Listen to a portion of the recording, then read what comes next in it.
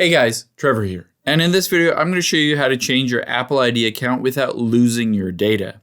Now head into the Settings app of your iPhone. The first thing we need to do is tap on your name at the very top. After you've tapped on your name, you can see I am signed into my current Apple ID account. But I'm going to tap on iCloud here and make sure everything is backed up so that when I sign out, I don't lose all of that. So next to Save to iCloud, let's hit See All.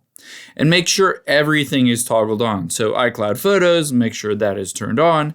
And if you scroll down, it should say on everything. If anything is turned off, all you need to do is toggle it on and then wait for a little bit for it to be synced up.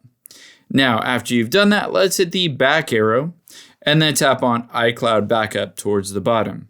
You'll also want to go through the process of just tapping on Backup Now so that it backs up your entire iPhone. These are just precautionary steps so that you don't lose everything when you do sign out of your Apple ID account and change it. So after you've done that and after you've waited for that process, we can go through the process of signing out and changing that account by tapping on your name at the very top, and then we'll scroll down to the bottom.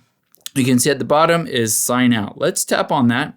And it says erase this iPhone after signing out, but that's not what we want to do. So we want to choose sign out, but don't erase. And it says sign out, but don't erase will keep most data on your iPhone. When you hit continue, however, it will sign you out of your Apple ID account. It will deactivate the Find My, which you can just reinitiate. And in addition to that, your wallet, your credit cards and debit cards will be removed and you will need to add those back in. You can just hit continue here and you'll need to enter in the password for your old Apple ID account and then you can enter it in for the new one to sign into the new one and you're good to go. Hope this helps. If it did, hit the subscribe button down below and I'll catch you on the next one.